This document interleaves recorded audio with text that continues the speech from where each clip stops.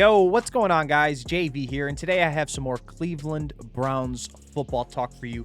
In today's video, we're going to talk about why I believe Coach Kevin Stefanski is the coach of the year up to this point in the season, and why I believe by the time the year is over, why he will win the Coach of the Year award for the Cleveland Browns in his first year as a head coach. But before we get to the video, guys, if you guys wouldn't mind hitting that thumbs up button, subscribing, all those good things that you guys can do to support the channel, it would be greatly appreciated. And if you guys like gaming, if you guys like Madden, if you guys like sports games, I do stream over at twitch.tv/JVX Gaming. The link is going to be down in the description. We would love to have you there as we stream every day. We play sports, we talk sports. It's a good time. So yeah, feel free to stop by and say what's up. But yeah, let's get to the video. Okay, so first I want to start off by saying last year I was all about that Freddie Kitchens hire, and it was hard not to be, right? Because that offense when Freddie Kitchens took over after the Hugh Jackson firing just looked absolutely beautiful.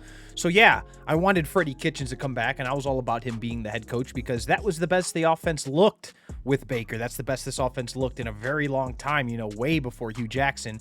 So yeah, I was on the hype train for Freddie Kitchens, but at the same time, I didn't know enough about Coach Stefanski. I really didn't even know he was, I guess we could say I didn't even know he was being regarded as an option for the Cleveland Browns. But once the Browns hired him in this offseason, or this previous offseason that just passed, I did research and I did my digging, and you know, me being such a big Browns fan, I figured out what Stefanski was all about, and I really learned a few things, right? One, he's got that Gary Kubiak zone running scheme / concept as a mainstay in his offense, and with having Kareem Hunt and Nick Chubb, I thought that would work well, especially since Nick Chubb really succeeded in any sort of zone run plays in previous seasons.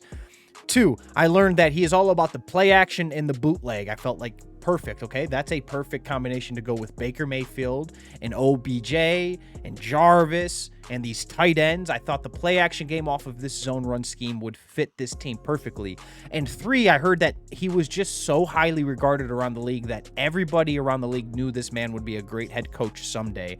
Yes, the Browns may have hired him a year or two early, but the Browns were in a position to where they had to strike gold. So they took a shot on Stefanski, the front office, and those guys up there, and it's worked out, right? So the beginning of the season kind of started slow, but you got to remember we had no training camp, we had no off season, we really didn't have a preseason at all before this year. A lot of the meetings and coaching, films and everything that they did as an organization was done over Zoom calls.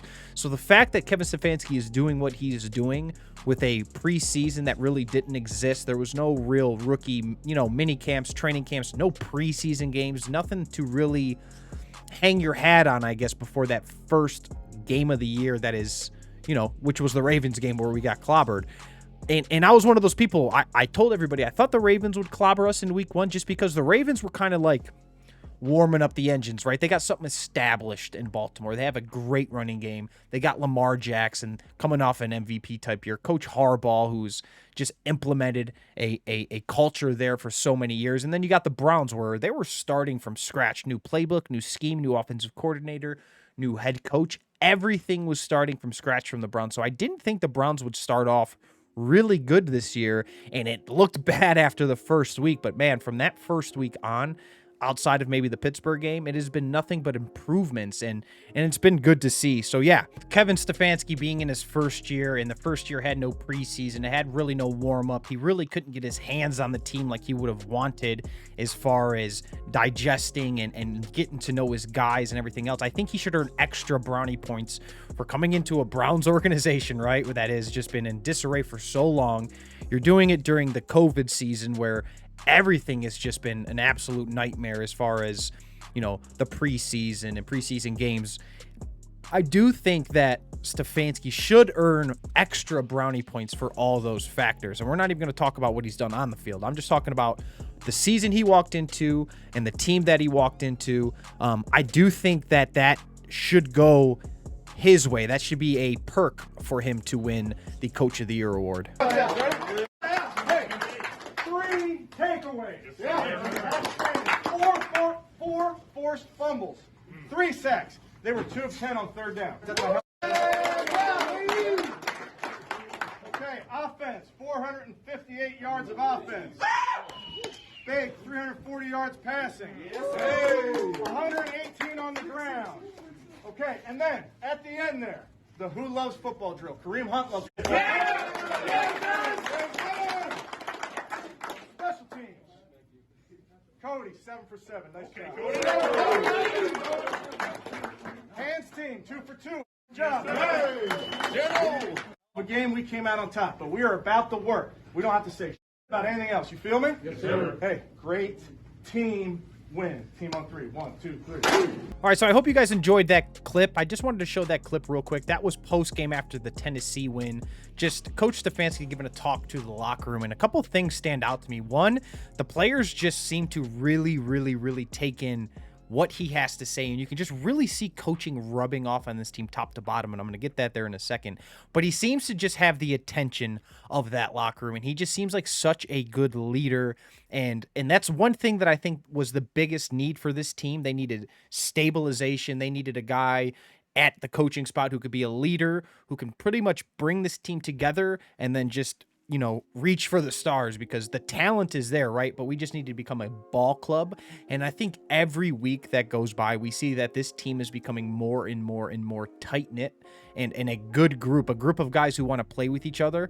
And I just wanted to show you guys that clip because he does this almost every post game, and it gets better and better, and it's just something that I want to see out of my head coach. You can just hear the happiness and the joy he has for his players, and to me that goes, you know, vice versa as well, and to me that's important. So I hope you enjoyed the clip, but let's talk about coaching and what he's actually done with this team, right? All right, so where is coaching showing up most on this team? Where are we seeing coaching being the biggest impact? Where is it, you know, where can we visually see coaching having an impact on this team? And to me, number one thing that screams coaching to me is how disciplined this football team is compared to the last few years.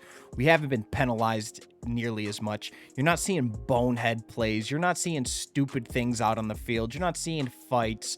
You're not seeing all these crazy things because we have a head coach who demands respect in that locker room, who gives respect, and at the same time, he's got the head and the eyes and the ears from those players. And to me, just penalties and bonehead mistakes alone show up so much with this, you know, Stefanski ran team. So I just wanted to point that out. But let's talk about the offensive side of the ball, right? We know Stefanski was coming in. We knew he was bringing that zone run concept, that Gary Kubiak run style. He brought in Coach Callahan, one of the best offensive line coaches of all time.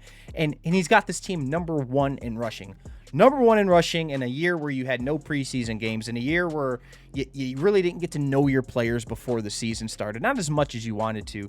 To me, that speaks volumes. The fact that this team is number one in rushing and in the division, not only in the division, but in the NFL, it just speaks volumes to what he is doing out there on that field as far as an offensive game plan. And it looks like week by week, and I think you guys can agree, week by week, this play action bootleg, the shots down the field, open receivers downfield, it seems like we're seeing more and more of it every week. And a lot of that is because every team out there is going to fear this Browns rushing game. And that's another point I want to talk about, is the fact that Coach Stefanski has brought an identity to this team. This team's identity is, we're going to take this ball, we're going to hand it off, and we're going to punch you in the face, and I love it. And then when they stack the box, once they start bringing pressure, once they start putting 7 guys in the box, you know, then we fake it. We got the bootleg. We got the play action. And Baker Mayfield, to me, can make every single throw on the field. I know he's made his mistakes, but there's not a throw in football that I don't think Baker can make, and I think that's going to suit well for him. I think once Baker and Stefanski get to know each other more and more as far as the game plan is concerned, once Baker gets more comfortable with this offense and these receivers, and Stefanski gets comfortable with Baker and his offense, I think we're just going to continue to see it rise. But offensively, especially running the ball, he has earned so much respect for me.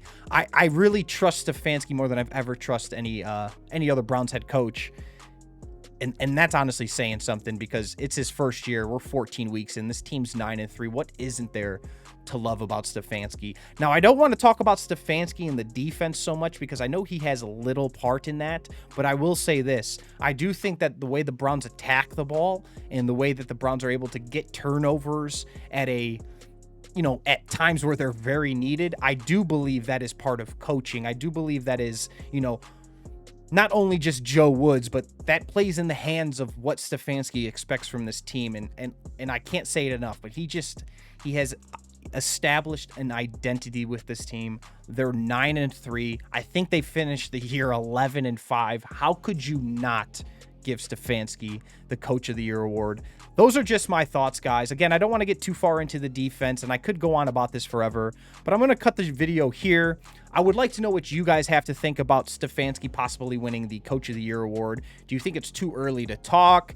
Do you think somebody else is more deserving? I probably wouldn't have put this video out if the Steelers didn't lose yesterday, but, you know, now they're not undefeated. So I guess, you know, I think right now Stefanski is a little bit ahead of, you know, Mike Tomlin for the Coach of the Year award. But yes, let me know what you guys think.